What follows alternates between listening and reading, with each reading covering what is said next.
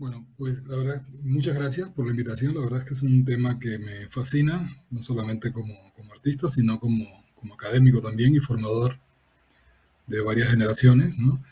Gracias a Alejandra, Bruno y bueno, todos los organizadores de la jornada, ¿no? Bueno, trataré desde mi percepción de artista programador, eh, dar un poco de claridad en cómo lo veo y en cómo se puede tomar un poco de control, ¿no? En este cambio de metodologías y procesos del arte generativo, ¿no? Eh, Déjenme nada más. Ok. Bueno, la primera cosa es, para mí la IA es sencillamente una interfaz, es una nueva forma de instruir a las máquinas, ¿no? O sea, no, todo este eh, eh, barullo que se genera, ¿no? sobre el tema más de la relación afectiva que tenemos con la AI tiene más que ver con estrategias muy claras de simulación de cómputo afectivo. Bueno, la verdad es que es más un tema de forma que de fondo.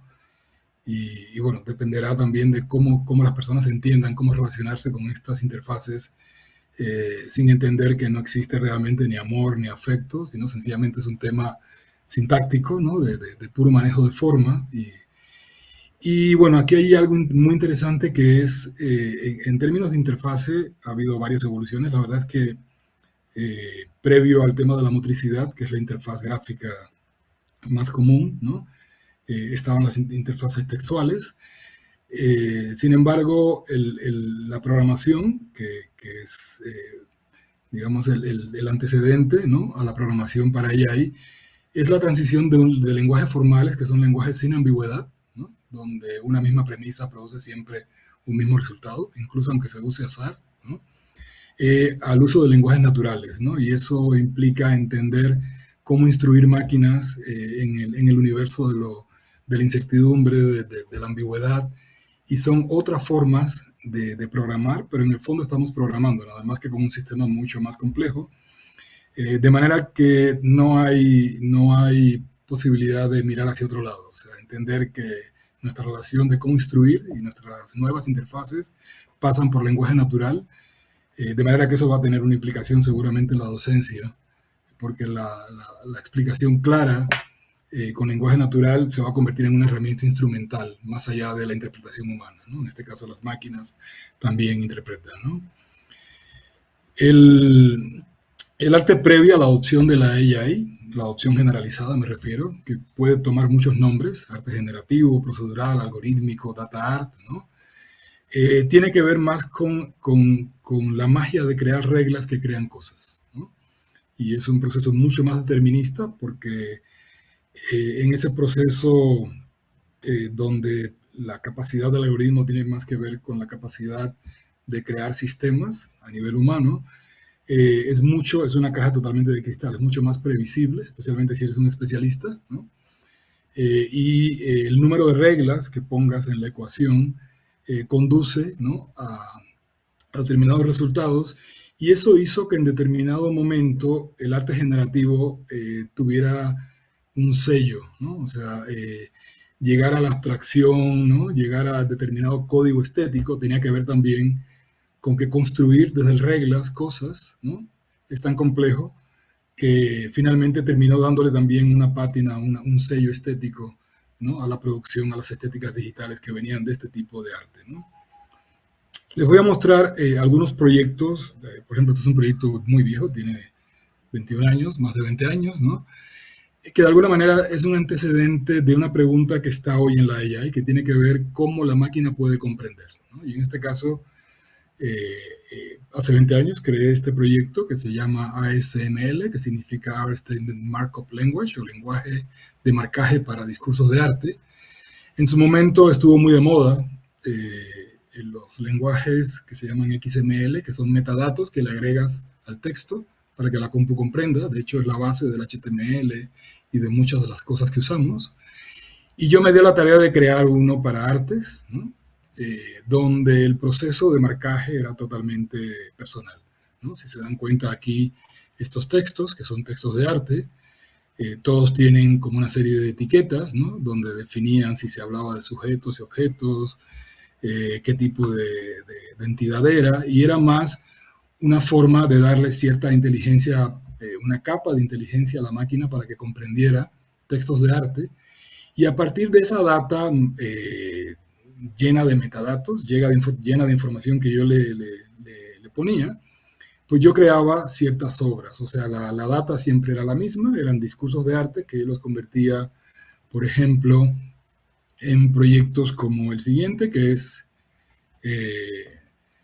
un secuenciador de audio, es una interfaz de autor que le llaman para tocar en vivo, donde la detección de unidades en la redacción, ¿no? De nombres, de oraciones, toda la estructura gramatical, la reordenaba en esta especie de estructura arbórea, y entonces producía algo con lo que yo tocaba en vivo, pero las reglas eran muy claras, más o menos era un motor de síntesis sonora y de sample, ¿no? De unidades de sonido que venían, que se generaba una...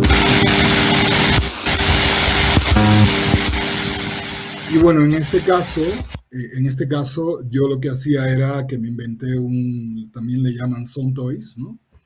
Como un juguete sonoro donde yo creaba múltiples secuencias y seleccionaba pequeñas partes del texto para tocar en los conciertos.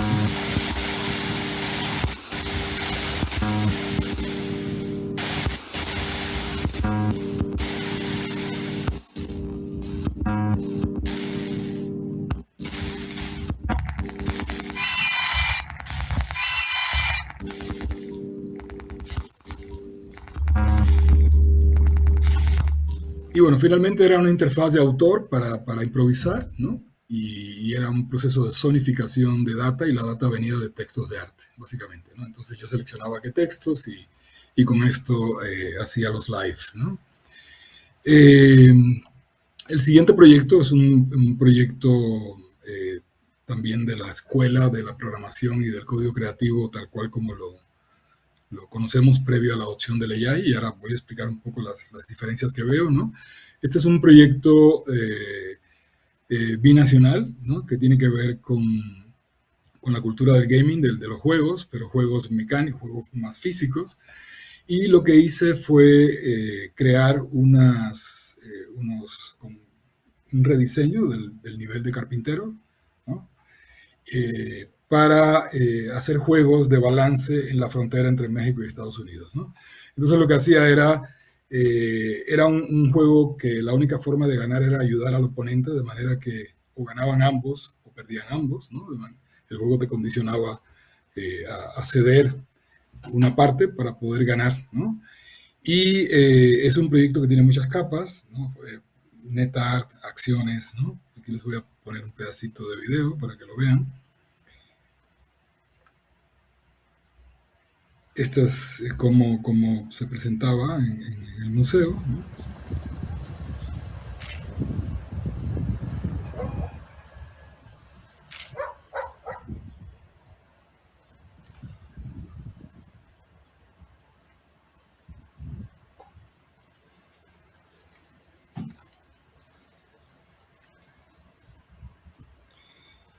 Y lo que hicimos fue presentarlo durante varias exhibiciones, y el proyecto acumulaba, cada vez que las personas llegaban a acuerdos, eso se convertía en un score, una medida que intentaba ser tan larga como la longitud de la frontera, ¿no? Empezó en Texas y se fueron acumulando hasta que logramos como llegar al número. El número meta era la longitud de la frontera entre México y Estados Unidos, ¿no? Entonces, es un proyecto que tiene muchísimo artificio técnico, ¿no? Porque empezaron a adoptar los países, no sé, como de Asia, etcétera, que también tienen temas fronterizos complejos, ¿no? En la complejidad del propio bloque asiático, y que querían un poco la declaración del proyecto le resonaba. Entonces el proyecto fue creciendo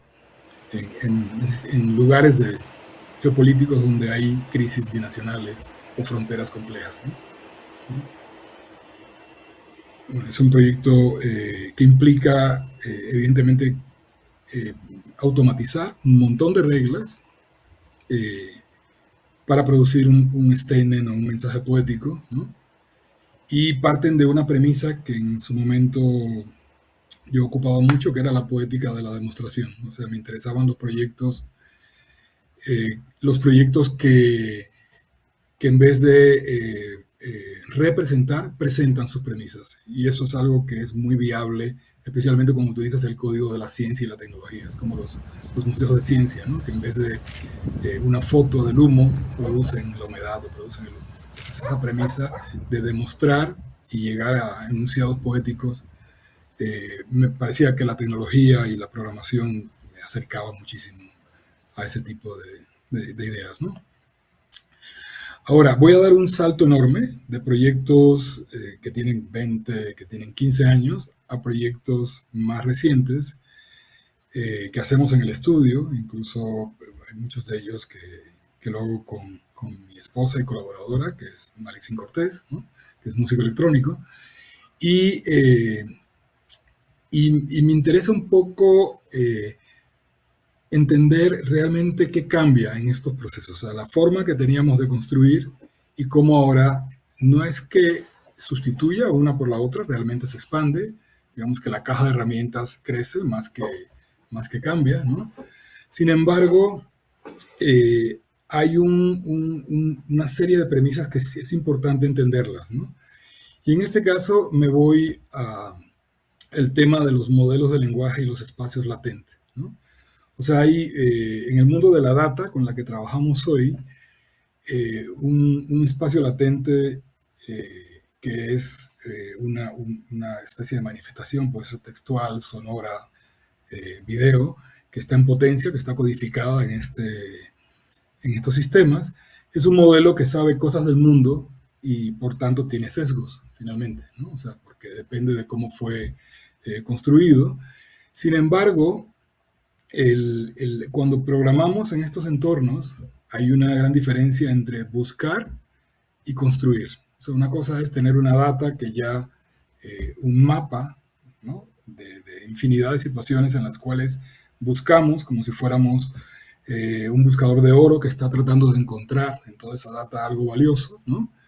A crear 5 o 6 reglas que generan algo. Aquí el proceso de lo generativo está mucho más próximo, ¿no? Al encontrar que al crear, ¿no?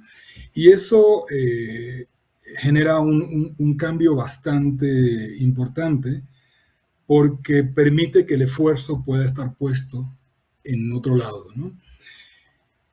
Aquí les voy a mostrar unos 3 proyectos, ¿no? Por ejemplo, este es un proyecto que hicimos Marixin Cortés y yo, que tiene que ver con la vivienda informal, ¿no? Y con el mundo del hágalo usted mismo, ¿no? Y cuando empezamos a trabajar el proyecto, eh, evidentemente cuando buscamos vivienda informal en Internet, seguramente no nos encontramos a lo mejor a Cuba, o Argentina, o a Chile, ¿no? O algunas zonas de México. De manera que tuvimos que entrenar un modelo para llegar a determinadas manifestaciones que estaban un poco más situadas, que tenían que ver con las vivencias que tenemos cuando vemos el fenómeno de la vivienda informal. Y lo que hicimos fue crear un videojuego donde la ciudad estaba plagada de este imaginario que partía de esta investigación visual, que se presentaba tanto en instalaciones como en conciertos, ¿no? Y la verdad es que era muy interesante cómo tuvimos, ¿no? que entrenar modelos justamente para sustituir los sesgos normalizados de quienes crean, ¿no? Los modelos por los sesgos propios. Y digo sesgos propios porque creo que al final no escapamos a los sesgos. No importa si son los nuestros o son los de otros autores, pero al final es justo el sesgo el que te vuelve autor, ¿no? O sea, al final es como un fotógrafo, tiene que decidir qué queda de, fuera de campo y qué queda dentro, y cuando haces esa fotografía de alguna realidad que te interesa, el proceso curatorial de decidir qué queda dentro no está exento de sesgos, ¿no? Bueno, este es un proyecto, bueno, escénico también.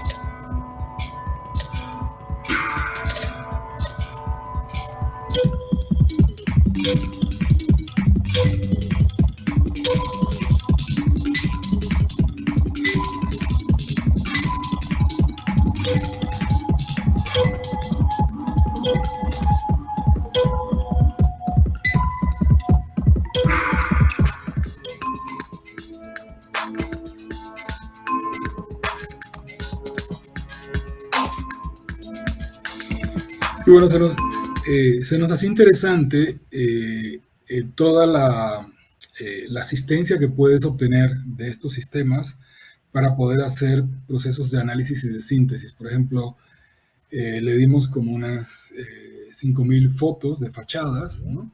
Curadas, y parte de las preguntas que le hacíamos al sistema de análisis era si tuviéramos que encontrar 20 rasgos comunes y tuviéramos que crear las 5 casas que representan la totalidad, ¿cuáles serían esos rasgos? ¿No? Entonces son herramientas muy útiles también para poder encontrar, hacer procesos de análisis en campos de datos controlados, ¿no?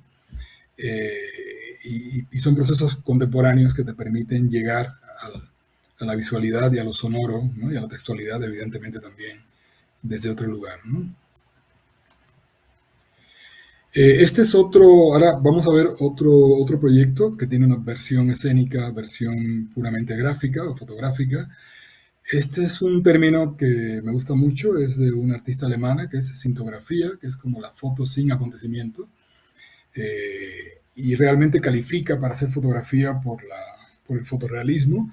Sin embargo, está mucho más cerca de la representación simbólica, como lo pueden tener la pintura religiosa, ¿no? O este tipo de cosas que en realidad tratan de condensar en la representación conceptos más que la realidad misma, ¿no? Es más el acto de la síntesis simbólica. Y aquí entran en juego como dos mundos, el mundo del fotorrealismo, de la veracidad óptica que permiten los sistemas de AI, con el mundo puro de los signos y de la representación significativa a partir de la simbología de lo que creas, ¿no? Me gusta, bueno, sintografía viene de síntesis y fotografía, la unión de ambas palabras, ¿no? Y, y bueno, más allá de que no podría sustituir, por ejemplo, la foto documental, ¿no? Porque la foto documental depende del acontecimiento para existir, sí puede sustituir el mundo de la representación eh, desde otros muchísimos ángulos, ¿no? Eh, Estos son dos series de fotos, las voy a dejar pasando mientras hablo, ¿no? El primero es un proyecto de Malitzin que que investiga el mundo del kidulting o la adopción de la cultura del juguete, ¿no? Por adultos o la nostalgia, ¿no? Eh, y bueno, aquí también hay otro proyecto que es un proyecto que utiliza la cultura del testimonio, del prompt, para crear imágenes. En este caso es un proyecto que tiene que ver con el cruce por el río Bravo, experiencia que yo me tocó muy de cerca por tener familiares que han cruzado, ¿no? De México a Estados Unidos, etcétera. Y se me hizo interesante este logocentrismo que implica el prompt, o sea, que parte de la literalidad, de la verbalidad para llegar a la imagen, ¿no?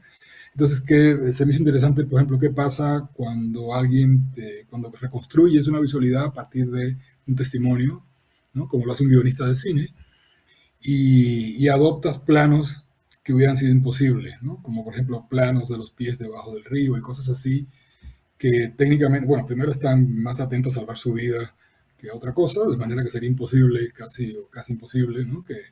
Que tuviéramos ese tipo de registros. Pero me interesaba mucho lo que se puede hacer a partir de el testimonio convertido, refactorizado en PROM y a su vez llegado a fotosintética para contar desde la verbalidad realidades como estas, ¿no?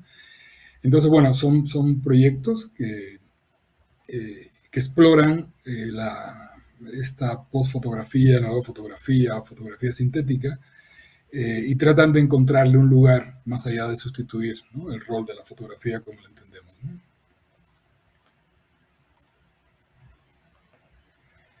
Esta es una versión de este mismo proyecto en formato video concierto.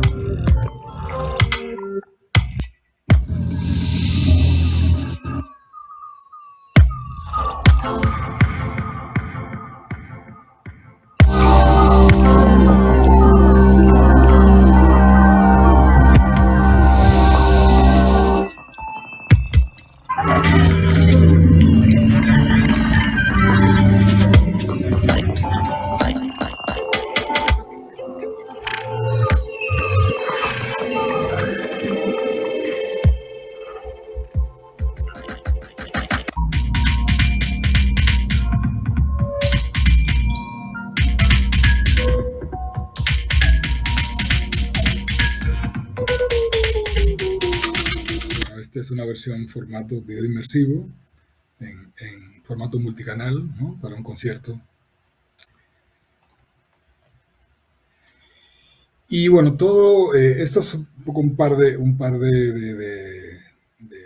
como dos grupos de obras previas, ¿no?, a la adopción de la AI, obras que exploran más el uso de la AI en el mundo de la programación, ¿no? Y bueno, la verdad es que a mí como académico me interesa mucho cómo realmente enseñamos en un contexto como el actual a los estudiantes donde eh, hay algunas cuestiones donde la AI nos ayuda y otras no. Y aquí me lleva un poco al término de dificultad constructiva. Es un término que tiene que ver con por qué a nivel de aprendizaje, ¿no?, el estudiante, nuestro cerebro, ¿no?, decide que hay cosas que son suficientemente valiosas para incorporarlas de forma muy permanente y otras son desechables, ¿no? Y esto tiene que ver más con la incomodidad, ¿no?, bien gestionada como proceso formativo, ¿no?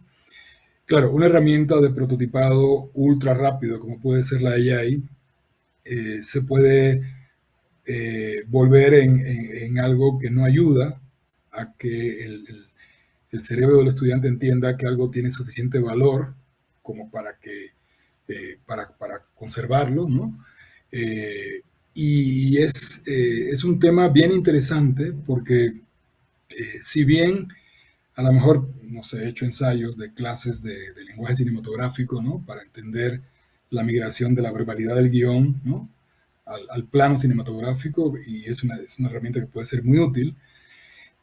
Sin embargo, en el proceso formativo hay algo que es muy importante, que es cómo el conocimiento encarnado, o sea, cómo el cuerpo aprende. O sea, realmente el proceso de aprendizaje no es un proceso puramente mental, ¿no?, es un proceso que involucra también la corporalidad, ¿no?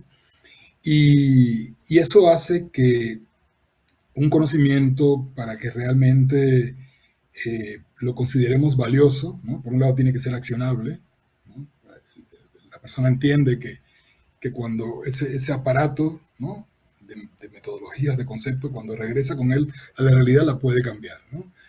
Y por otro lado, eh, eh, hay, hay cosas que se memorizan justamente, o sea, los expertos tienen una serie de formas heurísticas de poder reaccionar. O sea, cuando un fotógrafo tiene 200 fotos, esa intuición que te dice estas 5 son las mejores, ¿no?, y que tiene que ver incluso con una respuesta hasta emocional, ¿no? El alivio de haberlo encontrado, ¿no? La tensión que produce que no aparezca la foto que estás esperando, esa capacidad de anticipar, ¿no? Tiene que ver con un proceso intuitivo que es muy complejo de formar, porque no es un proceso de información, no es transferir datos, ¿no? O sea, tiene que haber corporalidad en ese proceso, ¿no? Y bueno, una de las experiencias que, eh, al menos que he tenido yo, ¿no? Con mis estudiantes es, primero, volverlos conscientes, ¿no? De que ellos mismos no van a incorporar, no va a haber memoria muscular si no aceptan el juego del reto, ¿no? De la incomodidad. Y trabajamos mucho en estas cosas para poder eh, eh, llegar a formar, o al menos aspirar, ¿no? A formar estudiantes que tengan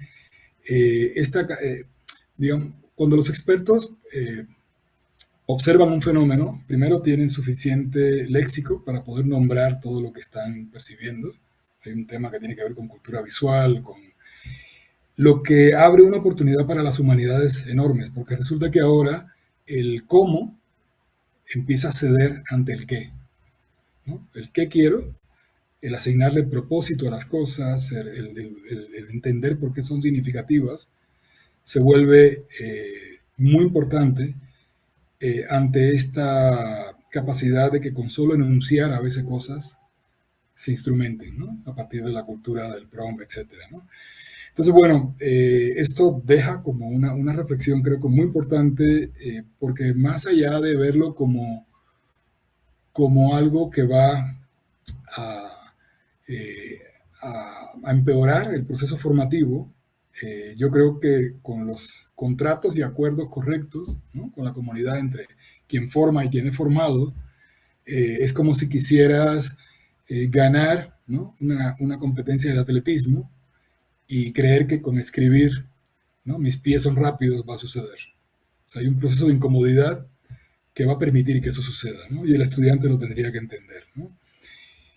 Y bueno, aquí quiero cerrar con una frase,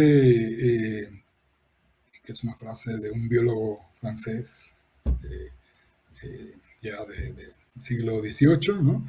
Pero que me gusta esta idea de, se vuelve ahora mucho más relevante saber qué buscar, ¿no?